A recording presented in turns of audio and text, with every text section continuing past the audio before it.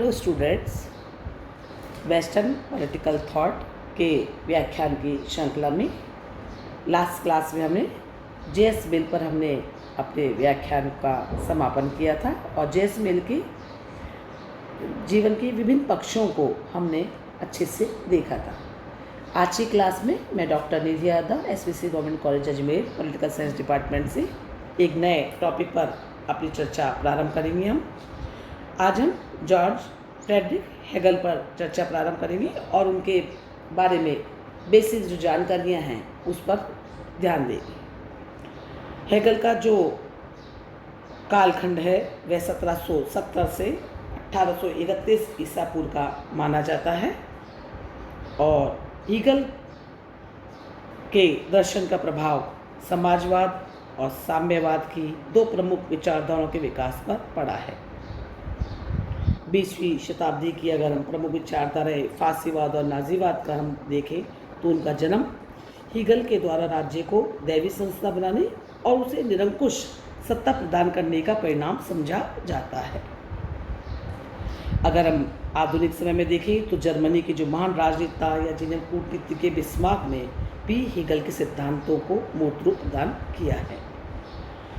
या हम ये भी कह सकते हैं कि जर्मनी और इटली के जो भी दो तानाशाह हैं हिटलर और मुसोलिनी, उन्होंने भी हेगल के विचारों को अपनाया है। या तो हम ये कह सकते हैं कि हेगल अपने सदी के या अपने समय के या हम कहें राजनीतिक चिंतन के समूचे इतिहास में एक महत्वपूर्ण मील का पत्थर है।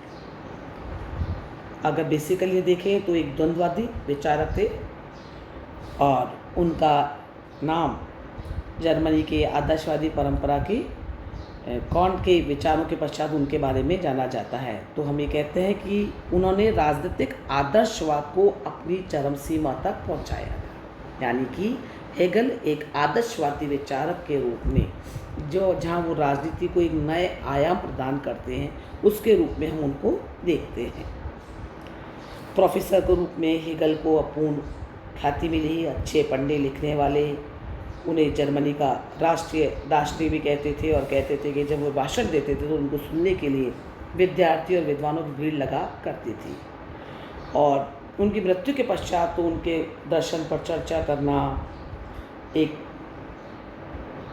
आदत सी लोगों की बन गई थी। कोई भी दार्शनिक जब अपनी विद्वता की छाप तब तक ही पूरी दुनिया पर छोड़ सकता है जब तक वह सिद्ध न कर दे कि उसने हेगल के बारे में पढ़ा है। तो जब हम एक कार्ल मार्क्स के बारे में बात करते हैं तो कार्ल मार्क्स उनके सबसे बड़े फॉलोअर के रूप में सामने आते हैं। 19वीं शताब्दी में उन्हें जर्मनी का महान चिंतक माना जाता था और पूरी दुनिया में प्लेटो और अरस्तु के लेवल का जो एक विश्व स्तर का दार्शनिक है उसमें फ्रेडरिक हेगल की चर्चा होती थी। अगर हम उनकी रचनाओं पर देखें तो एक महान दार्शनिक होने के साथ साथ वे एक विद्वान लेखक भी थे और उन्होंने जिन रचनाओं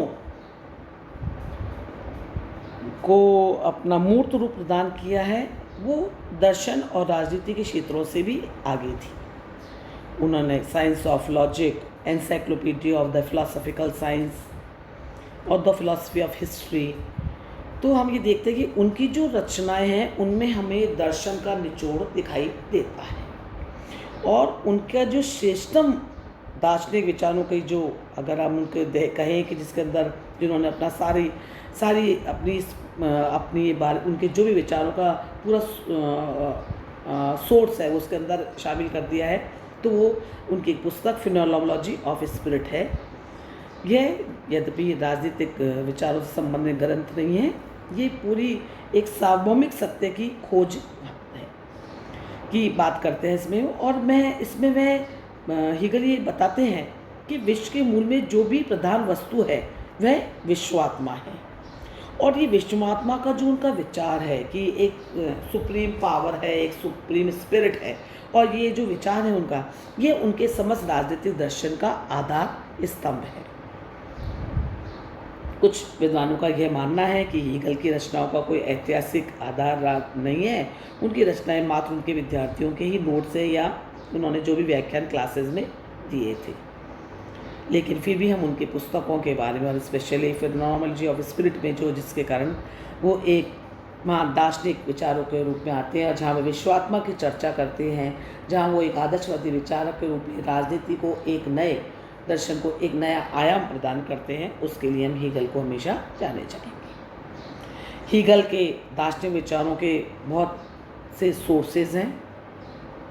हीगल ने रूसों के दर्शन का बहुत विस्तृत अध्ययन किया था और यूनानी दार्शनिक चिंतकों का भी उन पर विशेष प्रभाव था। प्लेटो और अरस्तु के राज्य संबंधी विचारों से वो अपने बाल्यकाल से ही प्रभावित थे और उनकी गहरी रुचि भी थी कि वे यूनानी और रोमन इतिहास को पढ़ने लग गए थे और इसलिए राज्य के बारे में उनके जो विचार हैं उनके प्रति उनका विशेष रुझान देखा जा सकता है। हीगल के बौद्धिक विकास में फ्रांसीसी क्रांति का भी बड़ा प्रभाव माना जाता है और उनके जो भी सृजनात्मक विकास की जो यात्रा जब वो प्रारंभ कर रहे हैं, जहाँ वो सामंतवाद तथा निरंकुशवाद के विरोधी बुर्जुआ क्रांति से सहमत है, तो हम ये देखते हैं कि हीगल के विचारों पर इमैनुएल कांट, फिक्टे, यूनानी दार्शनिकों प्लेटो अरस्तु और फ्रांसीसी दार्शनिकों मॉन्टेस्क्यू और रूसो का बहुत प्रभाव था। और हीगल की विचारों की विशेषता ये है कि जिनसे वो प्रभावित थे उन विचारकों का बेस्ट उन्होंने अपने अध्ययन में प्रारंभ किया है। हीगल एक अद्वैतवादी विचारक है,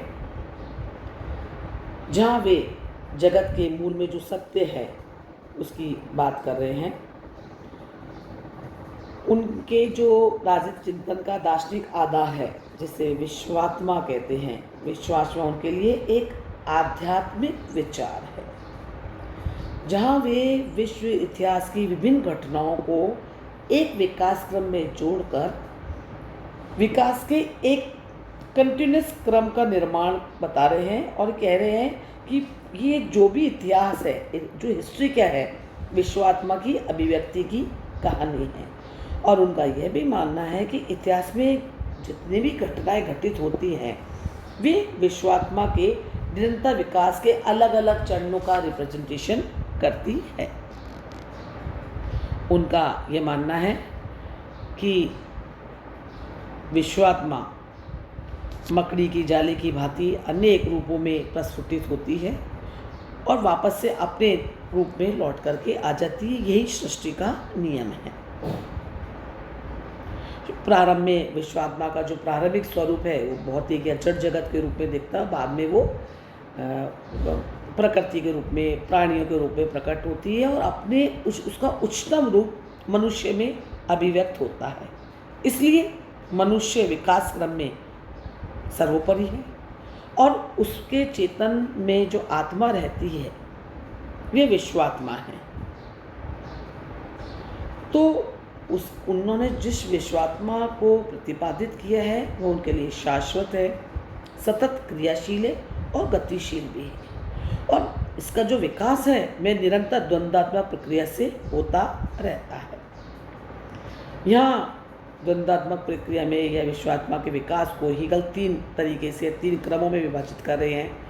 वो कह रहे हैं इतिहास में पहली स्थिति या जिसे वाद की स्थिति हम कहते हैं वो पूर्वी देशों की थी, दूसरी यूनानी है और यूनानी और रोमन राज्यों की थी और तीसरी स्थिति जर्मन राज्य के उत्थान की होती। तो उन्होंने कहा कि विश्वात्मा का जो विकास का क्रम है उसमें अंततः जब संवाद के रूप में तीसरा स्टेप आएगा, जर्मनी एक प्रभावशाली प्रबल शक्तिशाली राज्य के रूप में विकसित होगा और संपूर्ण यूरोप के महाद्वीप का पूरा एक सर्वेसर्वा बन जाएगा। तो हम ये देखते हैं कि उनकी जो विश्वात्मा संबंधी विचार हैं, उनके जो दार्शनिक विचार हैं, वे आध्यात्मिक विचार हैं उनके और उनका मानना है कि जगत भी आध्यात्मिक है और मानव तथा जगत दोनों ही विश्वात्मा के प्रकाशन हैं। यहाँ उनके लिए विश्वात्मा एक पूर्ण सत्ता है। Reason is the sovereign of the world, कि विश्व की जो भी वस्तु हैं उनके अंदर स्वतः एक पूर्ण सत्ता है जो विश्वात्मा है। और ये जो विश्वात्मा है ये सदैव सक्रिय और गतिशील बनी रहती है। इससे ही जगत में निरंतर परिवर्तन आते रहते हैं। हेगल का यह भी मानना है कि ये जो विकास का क्रम है विश्वात्मा का, ये सीधा और सरल नहीं है, बल्कि एक बहुत कॉन्ट्रोडिक्टरी, या जिसे वो अपनी द्वंद्वात्मक पद्धति कहते हैं, इसके द्वारा विश्वात्मा संचालित होती है। और इसकी अंतिम परिणति यानी कि आध्यात्मिक क्षेत्र में विश्वात्मा की जो वो जब वे बात कर रहे हैं कोई सुप्रीम पावर या सुप्रीमेसी की जहाँ जहाँ वो बात कर रहे हैं, तो उसका प्रस्फुटन या उसका अंतिम चरण रूप वे मनुष्य को मानते हैं।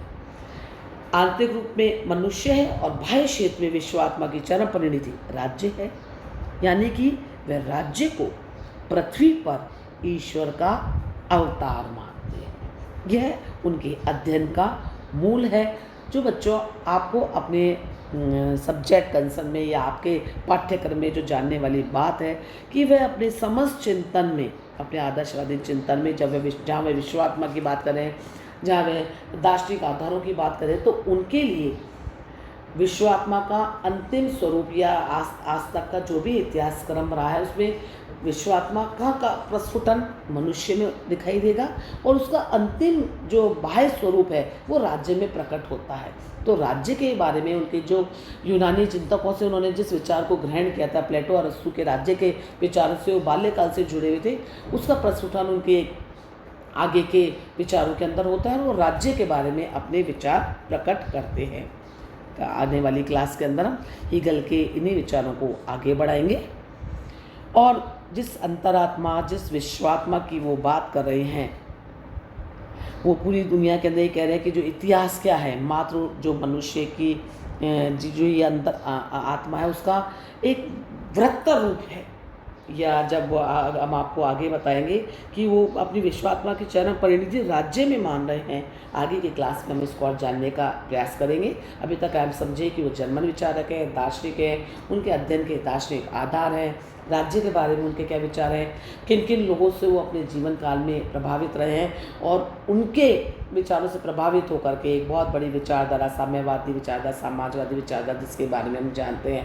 कार्ल मार्क्स जो एक प्रतिनिधि विचारक के रूप में हमारे सामने आते हैं समाजवाद के, उन पर उनसे हेगल से उन्होंने बहुत ज़्यादा कार्ल मार्क्स से प्रेरणा ग्रहण करी है। तो ये उनके बारे में एक महत्वपूर्ण बातें हैं। कल की क्लास में हम इसी बात को, टॉपिक को आगे बढ़ाएंगे। Thank you.